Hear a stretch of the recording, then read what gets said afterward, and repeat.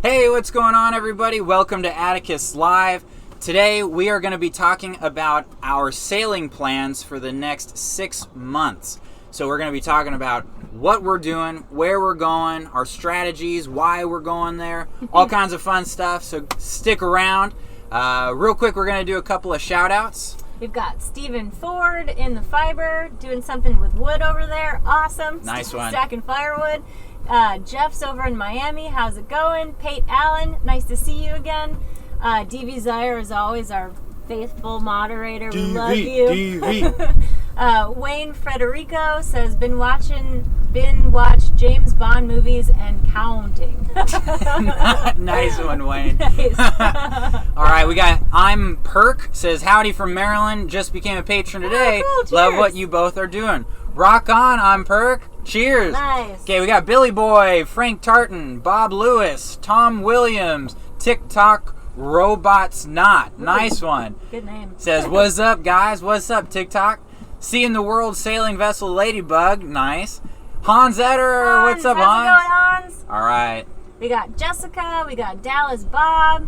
I also saw SB Sunday, way up at the top, Tom McFarland, Brad Scott.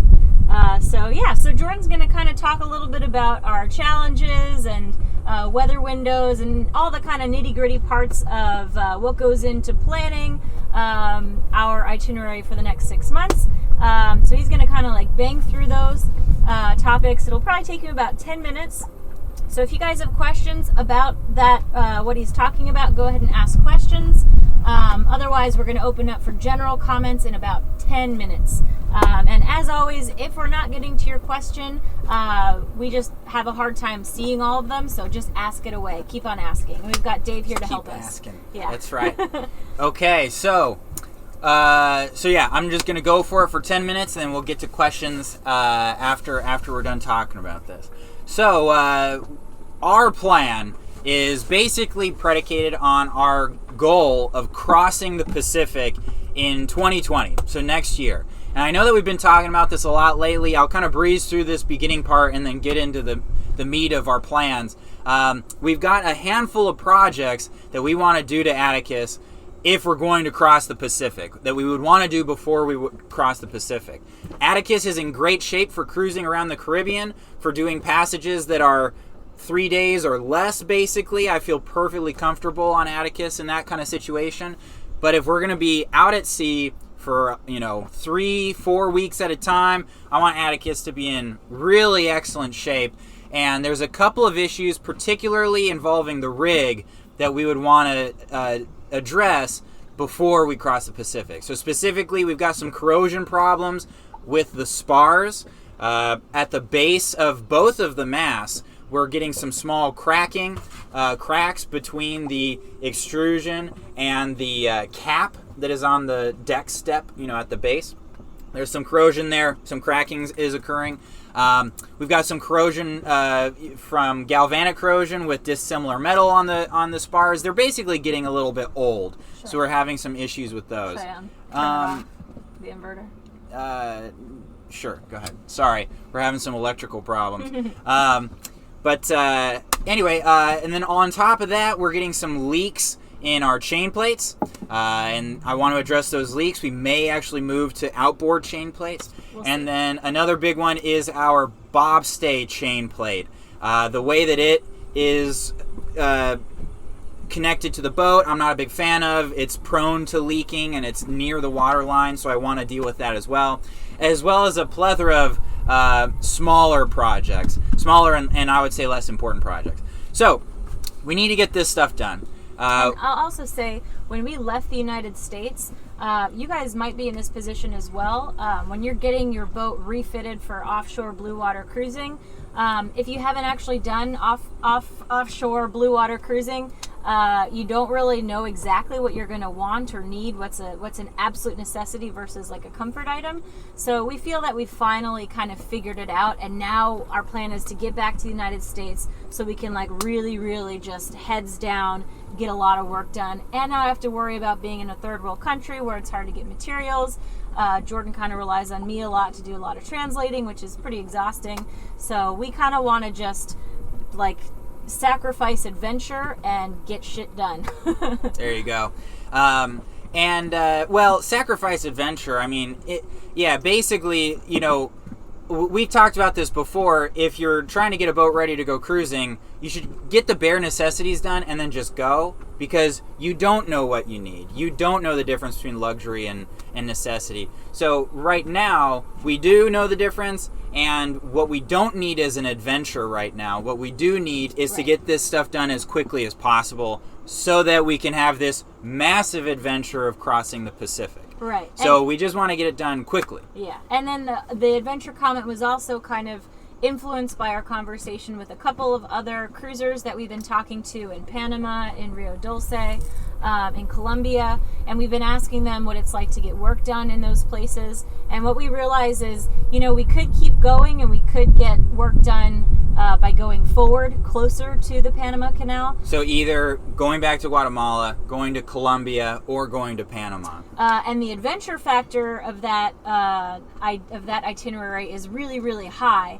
But again, the risk factor of not actually getting all that work done is a little bit high as well. So. Well, I wouldn't say not getting it done. It's the risk factor of it taking significantly longer. Right, and that's what I mean, not getting it done by 2020, because that's kind of our big plan. We sat down and we were like, okay, what is our next big goal? And we were like, okay, we figured out what the boat needs. Let's cross that Pacific. Yeah, and that's kind of in a way another thing that Desiree is saying, we want to make sure that we get these jobs done in time for the Pacific crossing. We're concerned about that because every single timeline, every single deadline we've created since we've bought the boat, we've just blown past it. We haven't even gotten close to meeting any deadline that we've set for ourselves. And so what we want to do is be in Panama basically a year from now, ready to cross the Pacific. And it's I feel like we need all the effort and focus that we can muster in order to make sure that happens, right? Because we never seem to be able to make our deadlines. And initially we were tempted to do a lot of the Eastern Caribbean. There's a lot of places that we wanted to see, and we were both excited about them, but Venezuela, we've been told the islands off Venezuela are amazing. But one day I was like, you know what? I want to see Cuba, and then I want to get the boat ready and just cross that Pacific. So that's kind of our priority list for the next year or so. Hopefully we can get there. Yeah, and so basically the reason that we were talking about how we really want to get these projects done, we want to focus on getting them done on time. That's the reasoning for us to go back to the United States to do this work. So our options were Panama, Cartagena, Colombia, and the Rio Dulce, Guatemala, and then going back to the United States. And we just realized that none of our jobs are very labor intensive. They're mostly supply material intensive, and then intensive on me, because I wouldn't want anyone else doing a lot of this work. And so we realized that the best thing to do would be to go to the States and figure out somewhere cheap in the States to go. Because once you're in the States, Amazon Prime, they deliver anywhere 2 days, and you can get anything on Amazon. You can get stuff through Port Supply. If you're next to a West Marine, you can get a lot of stuff that you need, same day. And that makes a world of a difference, because our experience trying to work on the boat in developing countries in the Caribbean, labor is super cheap. Dockage is cheap. Boatyards are cheap. But it takes forever to get supplies, and it costs a decent amount of money to get those supplies. So we decided to go back to the States. We've been doing a lot of research, and we've found a lot of good prospective, cheap, or I should say affordable boatyards on the East Coast. So we're looking at a couple of different places in North Carolina, specifically Oriental North Carolina, as well as there's a couple boatyards in Beaufort, North Carolina. We're looking at Green Cove Springs in northern Florida, near St. Augustine and Jacksonville area. And that's mostly actually the places that we're looking at. Mm-hmm. And the neat thing about those spots is they're affordable, particularly the ones in North Carolina. Probably going to buy a scooter, so that we can shoot to West Marine 3 times a day. blah, blah, blah. We're hoping that we'll be able to do all of that work inside of 6 months. So what we're going to talk about today is our trip going to the States. So, Can I, while you're getting your thoughts together, I just want to thank some people who gave us some super chats. So we've got Claude Dan Ellerby. He says, "Hi guys, love your live show." Thanks, Claude. You're awesome. Cheers, Claude. We've got Jeff Houston. Cheers. Cheers, Jeff. We've got I'm Perk. Gave us $50. He said, "Here's some refit bucks." Thank you so much. That's so awesome. That'll go a really, really long way. Cheers, amigo. Appreciate it. All right, keep going. Okay, cool. And real quick, I do want to say before I move on here, Robert Mills had a couple of good questions about the cracks in the masts. I'm not going to go into huge depth about them because we have talked about them a little bit in the past. But just because if none of you have heard about these cracks, you're probably like, oh my God, these guys are going to die. Basically, these cracks are, if you imagine a mast is just like a tube, deck step mast, you have like a cap at the bottom. I'll be your cap. Swoop, right? Like that. It caps the bottom. Well, over time, that little gap between the mast and the cap, you get salt water in there over time. You get corrosion over time. You get that corrosion expands, right? And you get a lot of pressure on the base of the mast. So that expansion has caused a couple of real small cracks at the base of the mast. Now, I'm told that that's not the biggest problem because there's not a lot of forces other than compression at the base of a mast, right? Like all that's happening there is it's getting pushed down. It's not really going side to side much. And then even beyond that, that corrosion that has occurred between the mast and the cap, it kind of like fuses the two together. And so even though there's a crack on the outside of the mast mast is sort of fused to that insert. And so it's got quite a bit of strength anyway. So we've been told by a couple of people whose opinion that I trust that we don't need to worry about it like right now. We can get back to the States and it's not a huge problem. So that's our issue with both of our masts and the cracks that we're seeing. Well, we got Andrew Griswold is saying, "I'll second Oriental, North Carolina." Nice, cool. Yeah, a bunch of people are saying, Hawkeye and Sherry are saying, "Wasn't sure if you mentioned Oriental, North Carolina. It's the sailing capital of NC." I'm seeing that. They must have had like a huge push because if you type in Oriental, it's like the sailing capital of North Carolina. Yeah, exactly. Actually, I'm excited because this is along the lines of what Hannah's question was. Hannah asked, "Desiree, do you feel like after taking that coastal navigation course, as well as any other courses you have taken, prepared you for ocean cruising?" And just to be clear, I've actually never taken a sailing course. I've just done the Sail Libra passage, which I would definitely recommend for just feeling what it actually feels like to be on a passage without having to worry about owning the boat and outfitting the boat and passage planning and captaining. So that was a great experience. That being said, after Sail Libra, I realized, you know what, I want just like a sailing course because when I grew up, I was always the teacher's pet and I like learning in a certain way. And the way that I've learned on Atticus is a little bit like trial by fire. Like, okay, like this is how you do that. Like, don't you remember how to do that? Okay, this is a weird situation, so you're going to do that. And we've tried to have sailing courses as Jordan as the instructor and me as a student, but it just hasn't really gone really well. So in Oriental, South Carolina, I've found a couple of ASA courses, which I actually will be taking. And I had a little idea to maybe try to work out some kind of program with them where maybe me and like 4 other women, sorry guys, could do a course together. So that's something that I'm thinking about in the back of my head. So if you're interested in that idea, comment below and I'll get started on that. Cool. Otherwise, I'll just do it by myself, which I'm cool with. But I figure I might as well do it together. Yeah.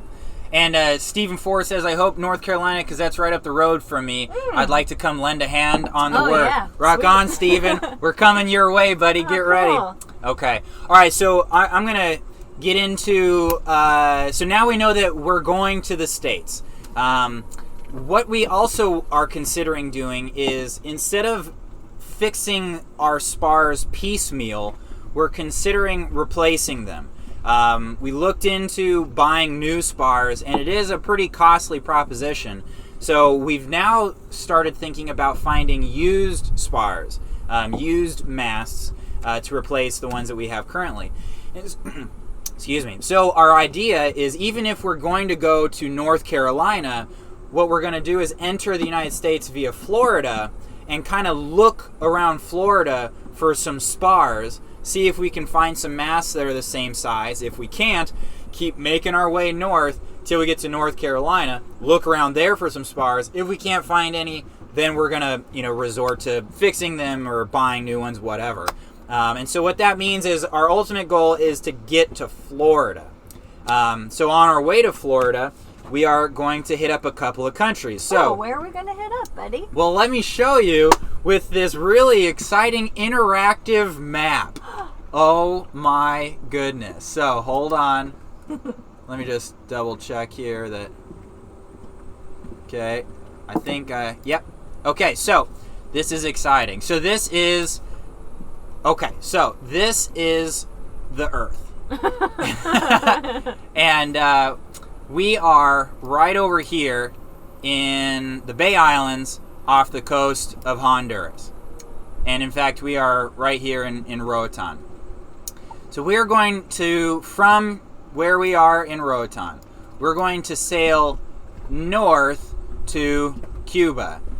In fact, what I'm hoping to do is to sail north to these islands that are just east of Isla de la Juventud. We can check into Cuba right here at Cayo Largo, this island here.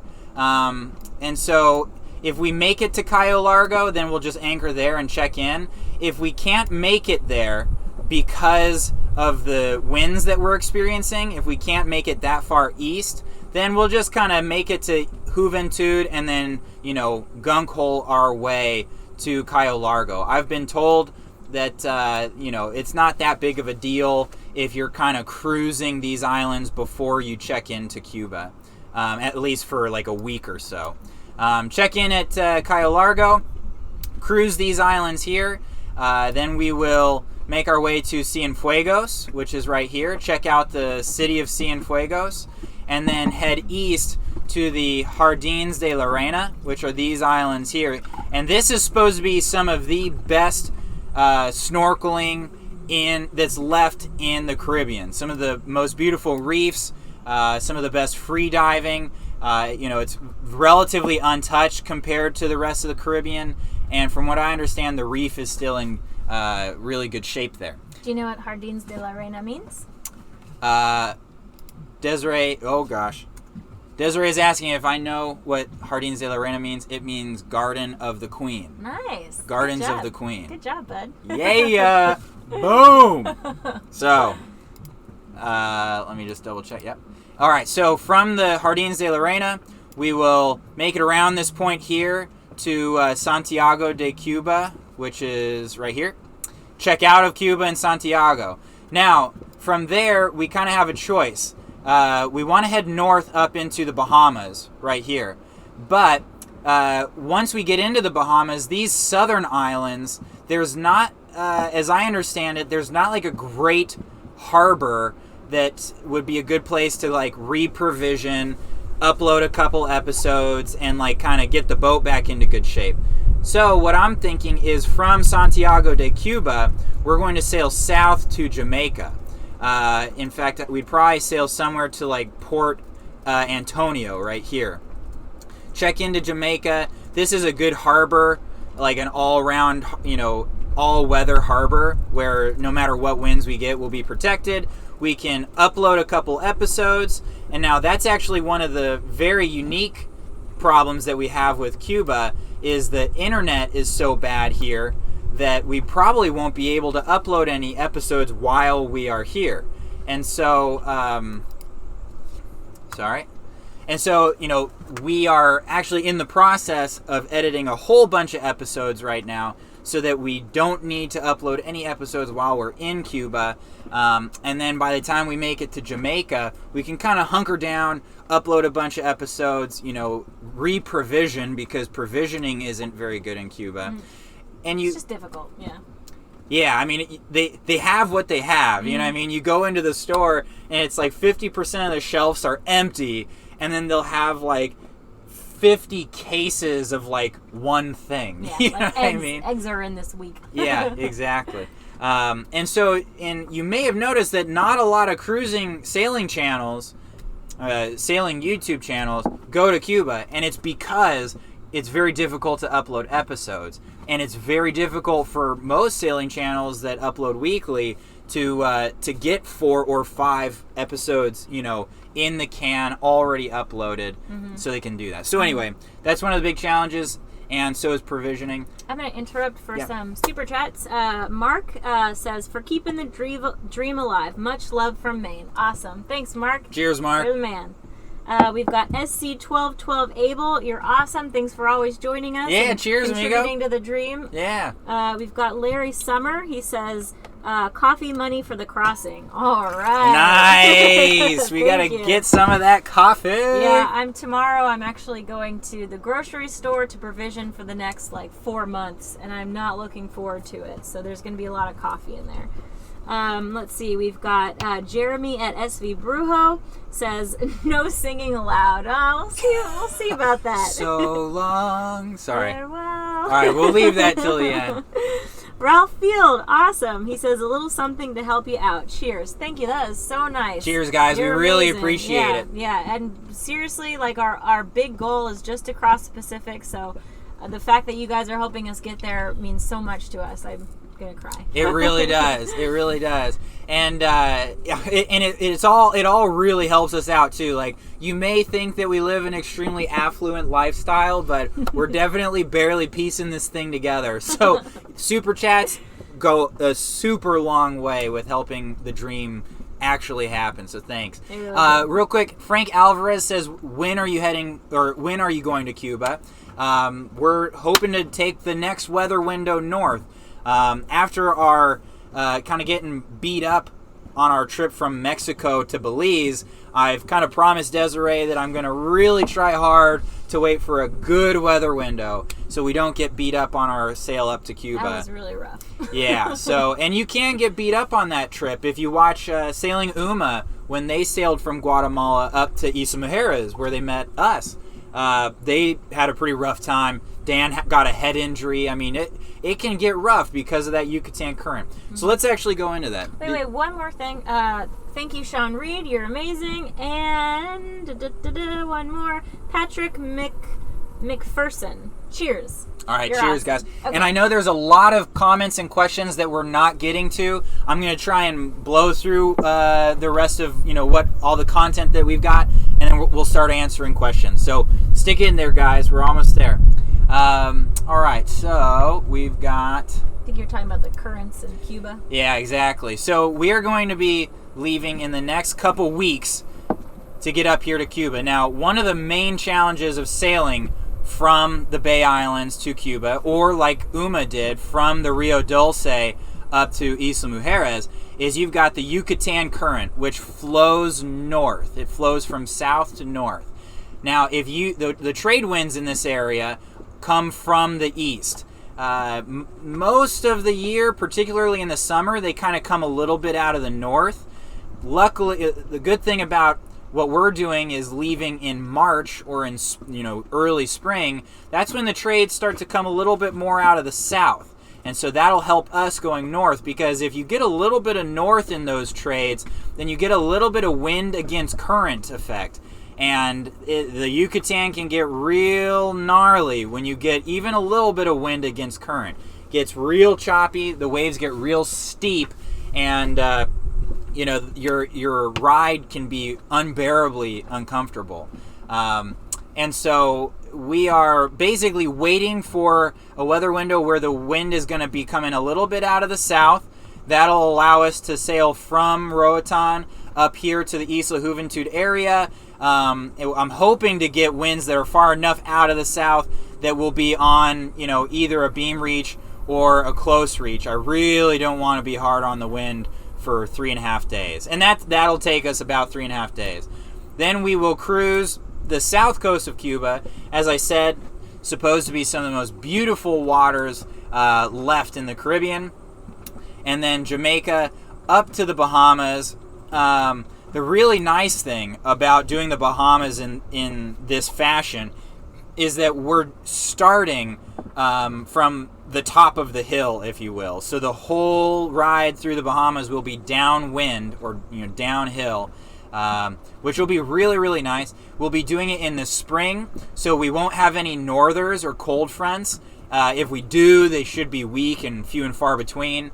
So that'll be great. We won't have to worry about those strong northern winds, and it'll be just before hurricane season, so we hopefully won't have to worry about any tropical storms either. So I'm hoping for the best of both worlds. A great time of year to see some of the most beautiful cruising grounds in the world.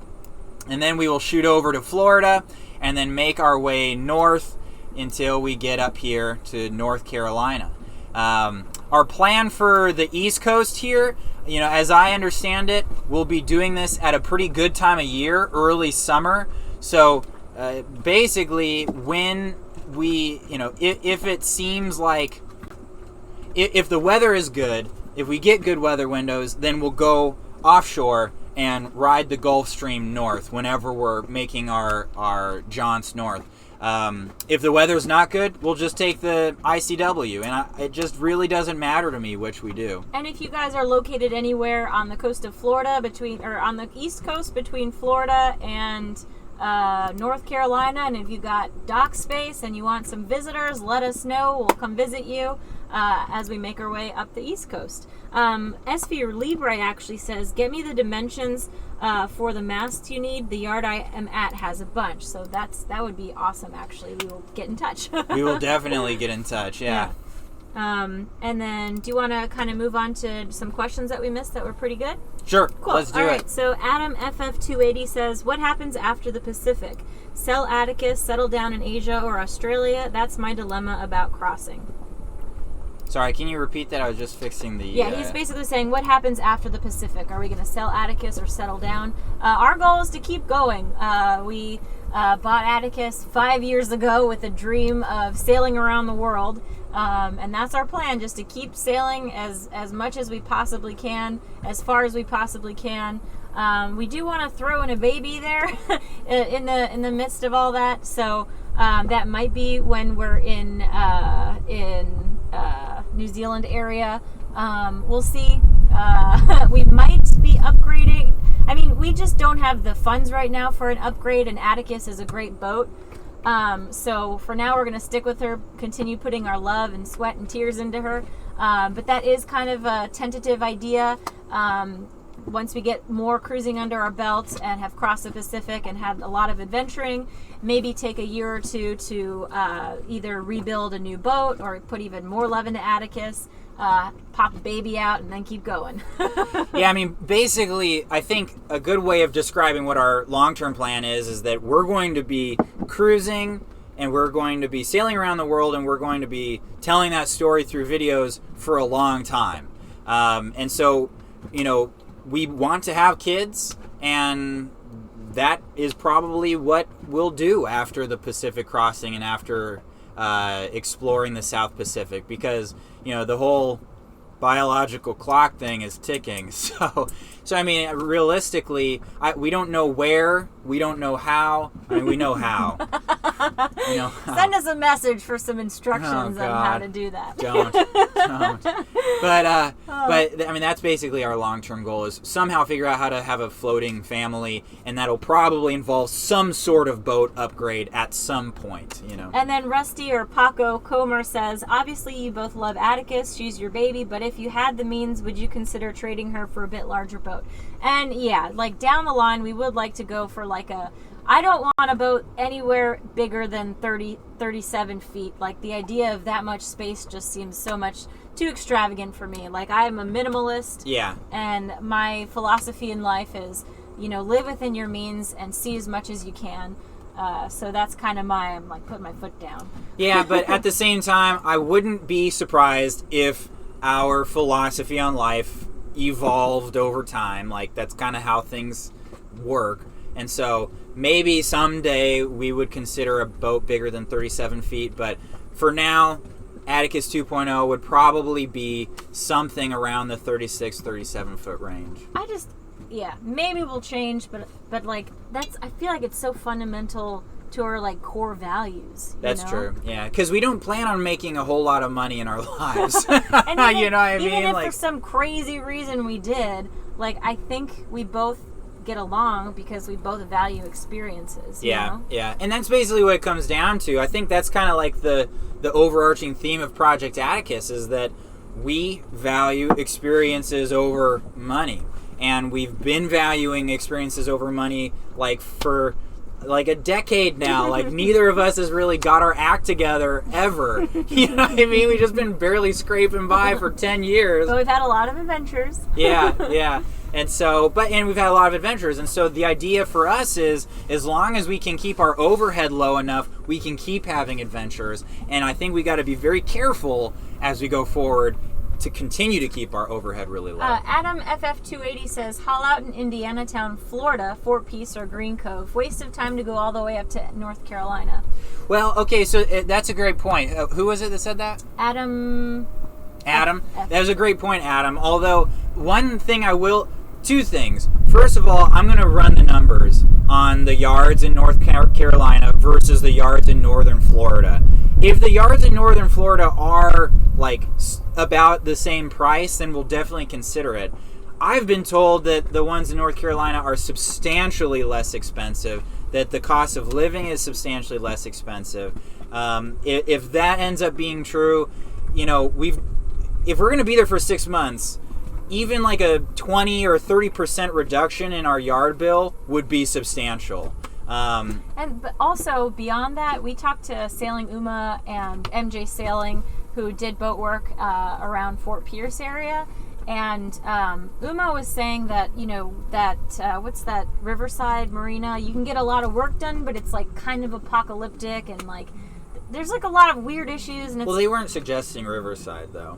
Okay, right. I mean? Well, that's Fort Pierce. That's where you would go if you were in Fort Pierce. No, Anyways. They were talking about Green Cove Springs or Fort Pierce. Oh, did he say that? Anyways, like one thing that we've learned with like our experience with our experience with relationships with boatyards is like we kind of want to find a yard that is cheap, but not so cheap that like we're like in this like zombie land and it's like really hard to get stuff done and like you're fighting against a brick wall to get stuff done. Like in Guatemala, we were at Ram Marina for a little while, and like they were so accommodating, and they had workshops, and they were like, yeah, you can use this and that. So like we'd like to find a marina that is like very well suited for boat work, not just like super dirt cheap. Yeah, I guess another way of putting that, the way I would describe that is that we want a place that has the right culture. You know what I mean? And so we want to find a place where we are the target customer, right? Like people that are on a budget, serious about fixing their boats, and like are respectful of their environment and the people around them, right? But they just need a place to do this work. And our experience in Key West, I mean, we love the guys at 3D Boatyard. We had a life-changing experience there, but like that culture was not that way at all. Like we weren't around other cruisers, right? Like the people around us, if they had cruised at all, it was like 10, 15 years ago, right?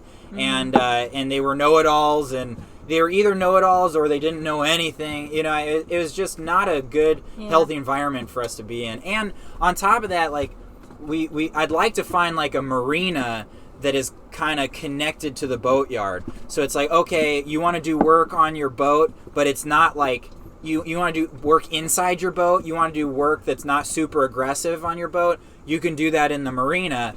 And then once you need to do your like dirtier work, then you can get hauled out to do that. Whereas I feel like so much of the time we're like refugees, right? We're like boat work refugees. It's like, quick, like the security's gone, like grind that as fast as you can, or like make the loud noise quickly and we'll pretend like someone else did it, I don't want to do that anymore. I want to be somewhere where it's like what we're doing is totally acceptable. Real quick question. Daniel Oliver a long time ago asked if we'll be adding a water maker, and yes, we will. We have all the components except for an electric pump for the water maker stuffed back there. We just haven't had a chance to put it together yet. All the that's components. on our to-do But list. that will be like an entire video, if not 2 videos, here coming up. And what's fun about that is it's a total DIY rig, right? Like it wasn't pre-assembled or pre-made or anything. And what's cool about DIY water makers is that even if you have very little space, like on Atticus, you can put each component wherever you have the room for it, and then you can just plumb it all together. So I'm excited for that project, and I'm excited for the video. I think it's gonna be good. And then another great question is from Fireworks Family, again a long time ago. Thanks, Dave. They say, do you plan to work again? I'm assuming you mean working on boats. And actually, luckily, over the last 6 to 8 months, we started making enough money to become full-time video creators. Thanks to our patrons. Thank you so much. You guys are amazing. We loved doing boat work for other cruisers, but it was a full-time job just finding work and doing the work, let alone filming the work and running a YouTube channel. So for now, we're switching gears to full-time video creation, and if we have any boat work, it'll be just on Atticus. That being said, if the internet blows up or something, we always have sewing and boat work as a plan B. Yep, that's right. And to be honest, it was an interesting experience. We've had interesting experiences working on boats for years now. I think I've worked on boats for 10 years about. I was a sailing instructor. I worked on yachts. I was a charter catamaran captain. And then in Isla Mujeres, I did fiberglassing work and painting and all the rest. And it was a great experience, but I can safely say that I'm definitely doing what I love the most now, which is getting to sail and adventure on a boat and then telling that story. That is definitely where my passion is at. You do it so well. I try. And you know why I try so damn hard? It's because fiberglassing sucks. I'm sorry, I'm sure a couple of you guys out there, do fiberglassing for a living. Maybe there's some of you girls that do. We won't get into that, but I mean, fiberglassing for a living is hard. It's hard, man. And I feel like I grew a lot as a person from doing it. But if anything, it gave me a lot of motivation to try and make this lifestyle work. And and when things get tough, behind the scenes, we're still figuring out this whole YouTube thing. So I don't think any YouTube channel ever has everything figured out. And so we still have a lot of struggles. And behind the scenes, whenever things get really rough, we always say, you know what? At least we're not fiberglassing. Yeah. At least you're not in Mexico trying to figure out how to communicate with the yard guys and get stuff done. And it's just again, this apocalyptic world. Yeah. So, can you turn the inverter on? Yeah. And see if the light doesn't. We've freak got out. Big Dirty Logistics asked, do rich yacht owners treat employees or yachties like crap? And I think I'm gonna fix this. Sorry. Okay. And I'll just go ahead and answer that one. Jordan and I worked on yachts for about 3 to 4 years, and that's how we made our money to buy Atticus and refit Atticus initially. And in my experience, if you find the right captain, the captain kind of leads the culture of the boat. So if the captain is very respectful, then a lot of the times the owners are very respectful. So I've definitely heard of yacht owners treating the crew like crap, but I was never treated poorly. If anything, the way that you're treated is almost it's not unfriendly, it's just you are the service, you are here to get this job done. I don't necessarily care about your backstory or life, just get this done. And to me, I'm okay with that because I was getting paid really good money to be able to do that. So I wouldn't say in my experience I got treated poorly, but it happens. Let's see, we've got options in Florida. Jeff Ederman says, hey guys, yacht broker here in Fort Lauderdale, Florida, Indiana Town Marina in Florida. in Florida's inland boatyard located on the Okeechobee Waterway. Well-protected hurricane hull, ideally situated and user-friendly. Oh, that's awesome. That's in Yacht Broker here in Fort Lauderdale, Florida. And then Indiantown Marina. I thought Indiantown Marina was somewhere else. I'm confused. Okay, cool. Yeah, thanks for the information.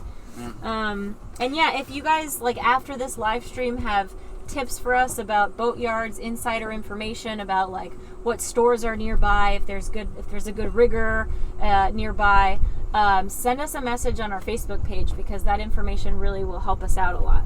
Yeah.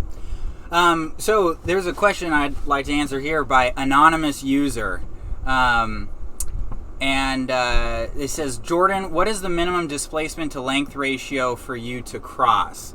I imagine they mean minimum displacement to length ratio for you to cross the Pacific, for me to feel comfortable crossing the Pacific. That's a really interesting question. And I don't have a specific number for you, because I'm actually cool with light displacement boats offshore. Like, in concept, I'm down. For me, the real issue is looking at how it's built. You know what I mean? And that you can't just give a number for. Specifically, like, I look at, one of my big concerns is how those really high aspect ratio keels with, like, the big, bulbous ballast, how those are attached to the hull. I think that those sort of construction techniques are starting to get risky, in my opinion. So that's a really good example of something that I would look at. The mere fact that a boat is light, medium, or heavy displacement, I don't think that intrinsically makes it seaworthy or not seaworthy. What it does do, in my opinion, heavier boats are cheaper to make seaworthy. The lighter the boat, I think the more advanced the construction techniques need to be, and the more advanced and expensive the materials need to be. So that's my brief answer to what is a really complicated and great question. And then Libtarded says, I'm giving you guys platinum. Can you scroll up a little bit? I'm giving you guys platinum Anchors Away Boatyard in Hampstead, North Carolina. Just email me, liquidvector@gmail. Cool, that'd be sweet. Thank you. We've got a couple of super chats that we missed. So Patrick McPherson, thank you so much. Cheers to you. Alex Jomarin. Jomarin? Sure. Help me out there, Alex. We see you all the time. I need to work on your last name. He says, pizza money for when you get back. Thank you. Cheers. Cheers, man. Let's see. We've got Shannon Dardar. Oh, hey. Nice to see you again. Been a while. We've got Mike Williams says, don't forget to pick up some good cigars. Good point. Cheers, guys. And then we've got Chad says, look forward to your vids every week. Oh, thank you, Chad. Cheers, Chad. Cool. All right, so I got a good question from the Shaka Journals, and they asked, loved your SSB/WeatherFacts vid. Do you also use PredictWind? And if not, do you feel disadvantaged without it? We do use PredictWind, and I love PredictWind. I think that it is the best source for weather information and the reason I like it so much is how it presents the information to you. In my opinion, a lot of people, when you talk about weather, they actually think that different sources have fundamentally different information that they're using, and that's actually not true. Most all weather sources that you're looking at are going to use one of two models, the North American model and the European model. And depending on what source you're looking at, they might use one or the other. Like Windy TV, the default is set to show the European model, whereas Passage Weather, I believe they rely more heavily on the North American model. The thing I like about PredictWind is you can seamlessly switch from one to the other, and in fact you can look at graphs showing different variables that compare the North American model to the European model. And so I think that's awesome. It really gives you that much more information to work on. So you can basically say like, okay, like the European model says it's only going to blow 15 today, but holy shit, the North American model, they think it's going to blow 20. So now, okay, it might be 15, but it might be 20, and you can judge that a little bit better. Whereas if you're only using windy, or you're only using passage weather, or even if you're trying to compare the two, that's a really inefficient way to compare the models. So I love Predict Wind for that reason. And in fact, I think when we do our Pacific crossing, we may even spring for getting an Iridium Go satellite communicator, and then get like a subscription with Predict Wind where we can download grid files from Predict Wind while we're doing the Pacific crossing. And real quick, I just want to go into this for a second. That's another reason why we don't want to upgrade to a boat that's too big. It's a good example because the whole Iridium Go Predict Wind like combo is expensive. Like, that's a lot of money. But the fact is, what would you rather have? Would you rather have a nicer boat, or would you rather have like the ability to get weather information that's super accurate while you're underway in the Pacific, right? And so that's a value judgment that you really need to ask yourself. And in my opinion, that's the sort of thing that we'd rather spend our money on. And so along those lines, a lot of people on our last video about piracy have asked about if we have AIS and why we do or why we don't. I'll let you go into that. Rock on.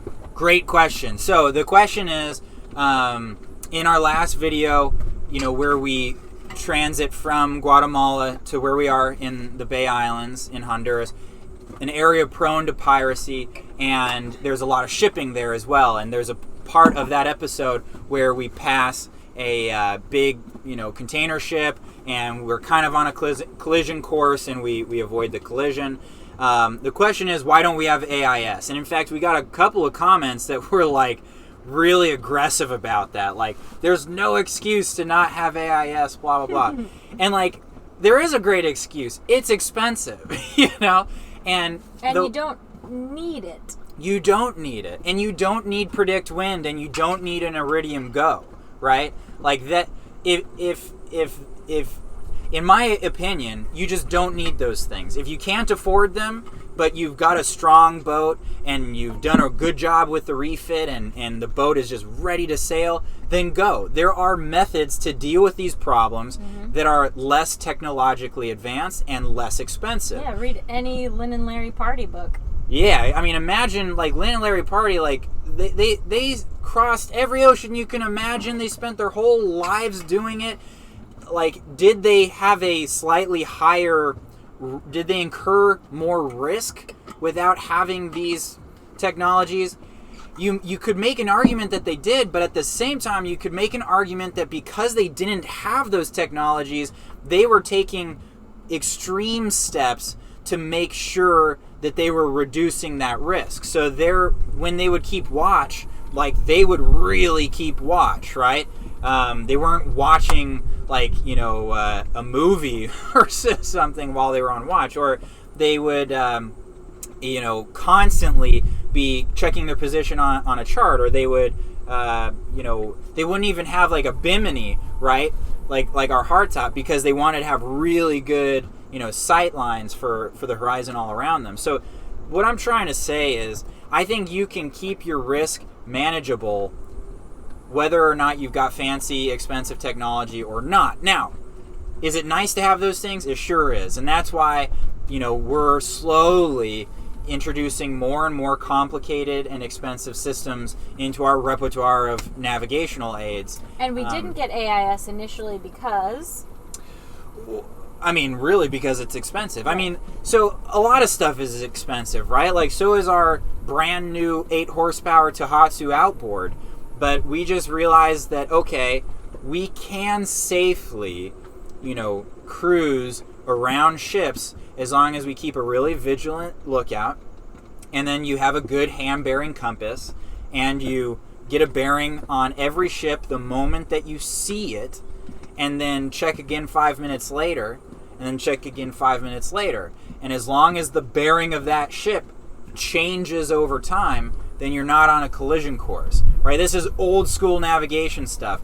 And this is sort of, go ahead. That being said, a couple months ago, two of our Project Atticus viewers, Nick and Tavish Colonelli, sent us a VHF radio with an AIS receiver.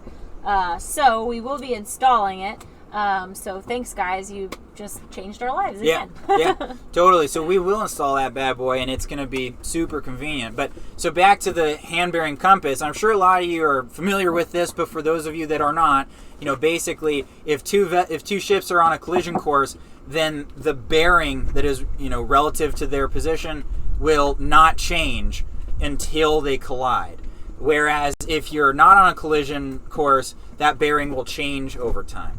And that's how people have been avoiding, that's how, sailors have been avoiding collisions at sea for literally thousands of years. And so to say, well, now that there's new technology that's been available for 10 years, all those methods that have proven themselves for thousands of years are now dangerous, that's a little bit of a stretch to me. Those methods are proven. And to me, as long as you're keeping a vigilant lookout, that's the key. And real quick, I'm going to rant about this for one more second. Sorry, Desiree's getting upset. But I do want to just say that, the other thing about this is I think it's important to avoid becoming a video game cruiser or a video game sailor, right? And AIS is another example of how you can slowly reduce the amount of attention that you're actually giving to the situation, right? You literally reduce your situational awareness because you're putting a lot of trust into these screens, right? So you look at your GPS and it says, okay, well, here's the reef, and our GPS says we're here, so we don't need to worry, right? Because we're here and the reef is here. Well, you don't know that for a fact. Your screen's telling you that, but there's so many ways in which that screen could be wrong, right? And so if you now are not concerned and you're not vigilantly looking out and you're saying things like, well, we're not going to hit the reef so we can sail here at night, it's not a problem, right? Now you're increasing your risk level even though you've got all the fancy gadgets and you feel like your risk level is reduced, right? And that's the whole video game cruising problem. And AIS is another version of that because you can look at your screen and you can say, here we are, here's a ship, we don't need to worry. But then there's going to be some ship that doesn't have AIS. There's going to be a ship that their AIS isn't working correctly. Who knows? There's so many scenarios in which you feel like you've reduced your risk and you've actually increased it. So that's my rant about video game cruising and its dangers. Okay, great point, bud. So Jocelyn, gosh, I'm so interesting. You are. You're amazing. Wow. Good looking too. Yeah. So humble. The whole package. Joss Van Dyke fan says, please stop and visit us in the St. Augustine Cruisers Net. We will definitely do that. And then, let's see. Sailing SV Someday asked, did you guys move to Key West because Atticus was there, or were you going to move the boat there anyways? I know we bought Atticus in Key West and the engine was sunk, so we just went to the first boatyard that was close by and affordable. Well, if you want to watch our decision-making process for which yard to go to, I believe that's in episode 2 of season 1. Yeah, but as far as deciding, because we were there 3 years, we could have maybe moved the boat to do our refit in another place once our engine wasn't installed. But we decided to stay there, mostly because we didn't really know much about optimizing a really, really good workflow for our boatyard period, and also because we found really good jobs there and we're making relatively good money from tips. That being said, our cost of living was pretty astronomical. So if we were to do it again, I probably think we would have been a lot smarter to get Atticus ready enough to do a little passage up the coast and find a better boatyard. But we weren't thinking that way back then. Let's see. I got a couple supporters on my rant, by the way. Okay. So we got RV Source says tech breaks, knowledge does not. Rock on, I like it. And then Cowboy Scallywag says AIS is a good backup to your watch, not a replacement. Yeah. That's a good way of putting it. Mm-hmm. And in fact, I got a couple of other people that, yes, a lot of people are going all over the place on how they feel. Relinquished One says sounds good to me. I am Perks says best rant ever. One Dumb Marine says I don't know about all that. So there you go. We got a little bit of controversy. Yeah. I like it. And I will say, when I was on my passage with Sail Libra, they had everything. They had this like fully enclosed hard Dodger. They had an anemometer. They had the radar. And so it was like really nice to be sitting in that cockpit, protected and not wet and not feeling the wind on your face and all the elements around you to kind of like make you more anxious. But I did realize, like, okay, I actually am way more concerned about these conditions than most people on watch here with me, because I know what it would probably feel like to be out there. So when we're on watch on Atticus without a fully enclosed Dodger, without all these fancy tools, I'm super aware of the danger and like super ready to act. Yeah. Whereas, like, you know, on Sail Libra, you know, it's more like, oh, look at that. Like, I think there's a boat that, like, 8 nautical miles that way. We'll keep an eye on it. Yeah, good way of putting it. Real quick, Frank Tartan asks, will you ever be specific about your costs? Oh. And I did want to address that because we're actually working on that. And I want to express that we haven't been specific about our costs because we haven't been organized enough to know them ourselves. Like, I don't know, I'm sure some of you guys out there are the kind of people that are very organized. You know exactly what your monthly budget is. You know exactly where your money's going. Keep all your receipts. That is not us. Like, it hasn't been us traditionally. Like, I'm more like a, you know, I think we've got enough money for this. You know what I mean? And it's kind of worked. And I'm more of the, we can't eat out right now. We're on a budget. Are you crazy? Yeah. And it's kind of worked.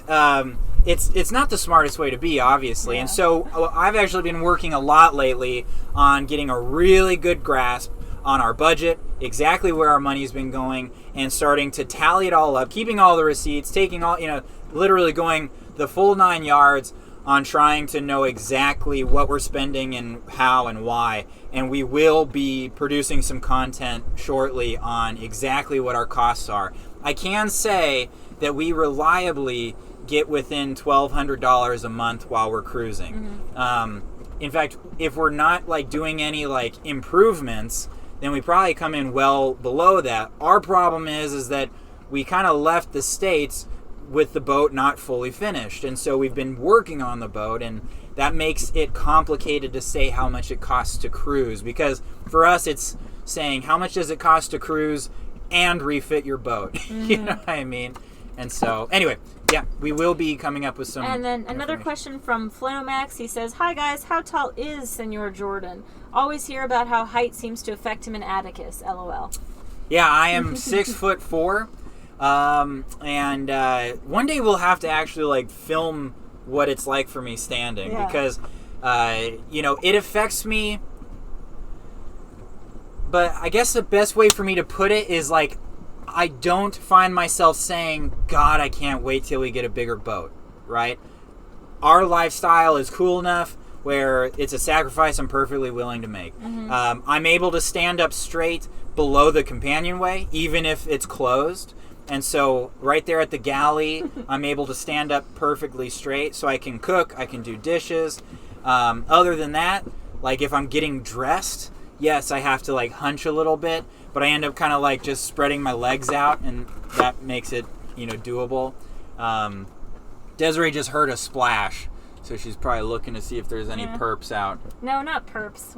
There's just lots of bait fish out tonight. Whenever we have our light on at night, the little whatever kind of bait fish they are, they come out at night and they come and feed, and then you get bigger fish coming chomping down on those, so it's kind of fun. Yeah. All right. I got a quick question. SC1212 Abel says, Desiree, Julie wants to know if your shirt is available from your merch site. Note, I think they mean the exact shirt in that color. And actually, I discontinued this shirt, and I changed it for a new design, which is like a little bit more flowy, and a more like feminine color. It's a coral color. So if you want to get this shirt, send me a message on our Project Atticus Facebook page, and I can make you an exact replica. But like personally, I don't super love it. I think I want to try the flowy shirt, and so yeah, send me a message. Yeah. Cool. All right. So, do you have any questions up your sleeve? Uncle Rock Roadkill says, Desiree, have you made any of your sales?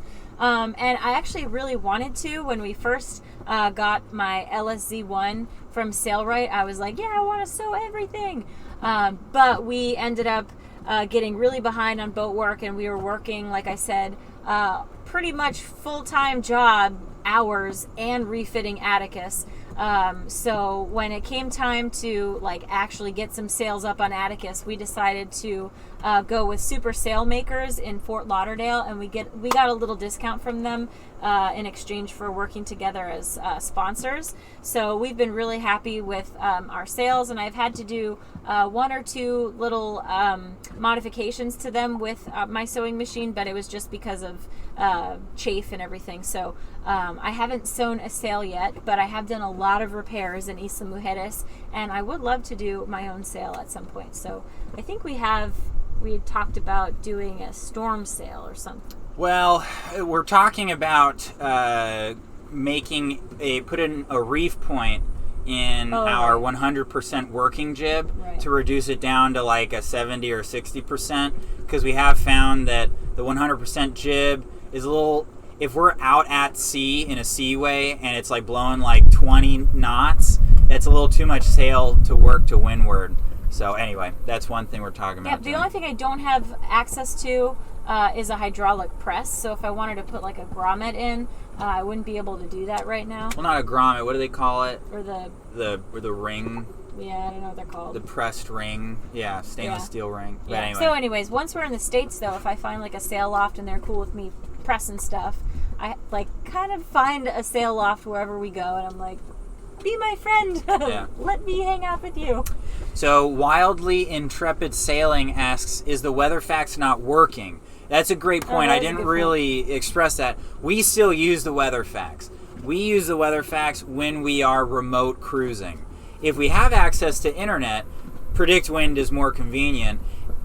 What's been surprising to me is how frequently we have access to internet because of SIM cards and cellular data. At least in the Western Caribbean, I mean, you almost always have access to cellular data unless you're really remote, like in the atolls off of Belize, the Barrier Reef on Belize. Cuba is going to be the same way. So if we're remote, then we still use the WeatherFax, and it works great. We'll probably be using it in Cuba a lot. Right. And then we also trained Jordan's dad to be able to read Predict Wind and send, if we really need to, for some reason we're not getting a good reading on the WeatherFax, but we're remote, we can send Steve a message and say like, hey, can you send us any cyclonic activities in the next 2 days? Let us know. Yeah.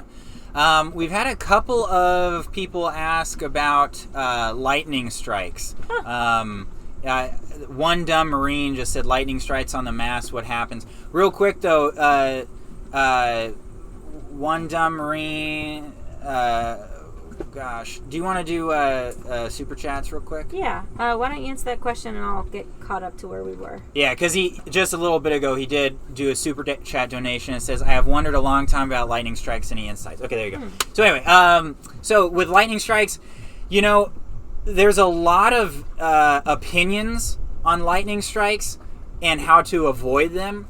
I haven't found a lot of very solid, like, factual information on it.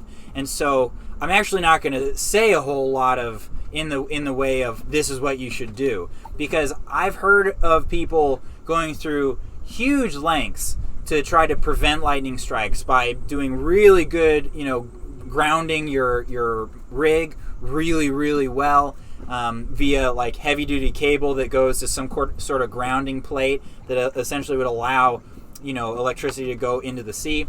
But even that, like, that there's no factual evidence that actually helps, right? because the theory is, okay, if you're well grounded, then the strike will pass through the boat more easily and do less damage. And it even also might help to dissipate some of that energy before the lightning strike occurs.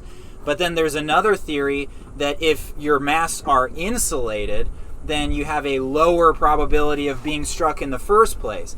And so basically, from what I've seen, is there's just almost no factual, empirical information about lightning strikes. What I can say, if you get struck, it can be really bad. I've not heard of any boats being sunk from it, although they say they can. Like, you know, your through holes can like blast out of the hull. What? I mean, that's what I've heard people say that. Oh my God. But most of the people I've met that have suffered lightning strikes, they just had to replace like almost all of the electronics on board. We actually met one couple on a catamaran that got struck 3 times. I know. 3 times, and they had every lightning prevention method in the book, you know, on board, and they got struck 3 times. Yeah. So to me, it's sort of like, man, just hope that you don't get struck. Yeah, and you know, we lucked out big time when we were in Belize. We were at a marina, and there was this crazy thunder and lightning storm that came through. It was the middle of the night, and the lightning was so loud, it sounded like the sky was like cracking. And it was so loud that even when you closed your eyes, your eyes, like, you could see through your eyelids, like really, really bright white green. And so Jordan and I were just in the V berth, like, oh my God, what do we do? Yeah, it was really so crazy. terrifying. And then the next day we found out it struck the satellite right next to us on the dock, and then the building the antenna on our left, and then on our other side something else. So we lucked out. It literally struck either side of Atticus. But yeah, I mean, with our eyes closed, it was like bright. It was like we were literally huddled in the V berth, like just like I've never experienced that before in my life, you know. And it was just like every time it would happen, it was like bang, like, oh! You know? It was terrifying. All right, so a couple super chat thank yous. Brad Scott, he says, P.S. really missed the weekly live show. You're the only ones that do this. Aw, so cool. Dave, you're awesome. For these guys, everyone take a drink. Cheers, Brad. Cheers, Brad. We really appreciate you always coming to these things. And then Stacy DiPaolo says, definitely let me know when you will be doing a sailing class. I would be interested. Cool, that would be awesome. I will post it to our Facebook page. Lon Pribble says, will you install a water purifier? Enjoy a stop in Charleston, South Carolina. Awesome, that would be great. One of my best friend from high school is in South Carolina, Charleston, and one of Jordan's really good friends, so we will probably be stopping there. Let's see, we've got One Drum Marine. Thank you so much. And then, did I say drum? I meant dumb. Patrick Savard says, don't bother, just call me Pat. And get yourself a bottle of Legendario in Cuba. Oh, cool. All right, definitely, rock on. We will definitely do that. Yeah, thanks, amigo. David McDonald says, hi, love from, I hope, soon a free Scotland. Nice. All right. Hanover Fist says, cheers, living the dream. Cheers to you. Cheers, amigo. Cheers to you. Appreciate it. And then we've got the Chakra Journals says, $20 USD from Mia and Paul at the Chakra Journals. Thank you so much. Hey, Cheers thanks, to you. guys. Appreciate it. And then we've got One Dumb Marine again says, I have wanted to... Oh, we already got that one. Thomas Mihawk. Oh, hey, Thomas. He says, cheers, guys. Thank you so much. Chad Saxon, our hula hooper, or our luau, not hula hooper. Hula dancer. Hula dancer. Luau dancer. You should learn hula hoop too. Yeah. Jordan is Sorry, Chad. Jordan is getting passionate about this, tech or not. Also sent PayPal, but I did super chat for street cred. Oh, nice. Nice. You do have street cred. Let's see. And then finally, Hugh Van Dyne says, I love the post from SV Sunday to have Desiree put a shock collar in her wish list for Jordan. Nice. Yeah. I didn't see that. Probably a good We idea. have a spray bottle, which we used to use. So. Yeah. And real quick, in the fiber suggests to help prevent lightning strikes, Lieutenant Dan on the mast. That's awesome. That's great. That's awesome. Get up there, Lieutenant Dan. Yeah. That's so great. And for those of you who have contributed via PayPal, thank you so much. PayPal makes it really hard for me to see everyone's names and thank you like Super Chat does. But we really appreciate you taking the extra time to donate on PayPal because they take a very, very small cut compared to Super Chat. So you guys are amazing. Go on. Well, I think we should be able to thank you guys at the end because my phone will do it. Yeah? Yeah, if you go to the PayPal. Well, sorry. Well, anyway, we'll talk about that here in a minute. But that is something that I think we could start being able to do is actually seeing names on PayPal. Okay. All right, so we've got, this is a great question. Chandler, and then we've got to wrap up here pretty soon. Chandler Taylor. Yeah. Chandler Taylor says, my wife, kids, and I will be moving on our boat full-time and will be starting off in Isla Mujeres. From your experience, is it a pretty safe area? Crime, theft, etc.? Yeah. It was extremely safe. It's a perfect place for a family. Oh, yeah. It's so awesome. We were really surprised. I mean, you've got this sort of, there's still some inter-cartel crime that occurs, right? Like when we were there, someone was murdered who was like a part of one cartel and the other cartel like killed him, right? But it's like that's just that was in Cancun, not Isla. No, there was one in Isla, but I mean there was a murder in Isla. Yeah, there was. Yeah, but I mean it wasn't like a tourist. It was literally someone in a cartel that was like in like a hotel room, right? And they were like assassinated. So it's. I'm making it sound dangerous, but it's like, there's murders in any American town. I mean, like, there's murders everywhere, right? To answer your question from a female's perspective, I went running by myself at night. Walking by myself at night. I felt safe 100% of the time. There's no street that I wouldn't walk down by myself. The whole island. That's the good way to put it. Yeah. So, very safe place. We wouldn't lock our boat a lot of the time when we would leave. You know what I mean? Like, so, very, very safe place. We love it there. The only problem is the holding is terrible. So if you're anchored oversize your anchor. Get a mantis or a rockna. And get a big one. Huge. Yeah. Because the holding there is terrible. Yeah. And even if you hold, most other people won't. And so it can be pretty terrifying living at anchor there. And anyway, be very concerned, especially about like strong north winds. So, yeah, we'll just say that. Oh, that's cool. All right, well, we better wrap it up because I just realized I do have to cook, and it's been amazing hanging out with you guys. So if you want to make sure that you never miss a live stream in the future, you can always text, excuse me, I just burped. You can always text the word Atticus to the cell phone number 43506, which you can find in our description down below, and we send a text message free of cost if you're located in the United States or Canada, the day of every live stream, and then 15 minutes before we go live. And it's no joke. You don't get spammed. You don't get any other messages. Your phone number doesn't go to some list. Like, it's literally something that we've set up so that if you like these live streams, it's really easy for you to know when we're having And in fact, because it costs us money to send every text, if you text us, I probably won't get back to you. So it's just for us to tell you we've got a live stream coming along. Yeah, there you go. Yeah. Also, if you guys love this kind of interaction, getting to hang out with us in real time, really consider becoming a patron.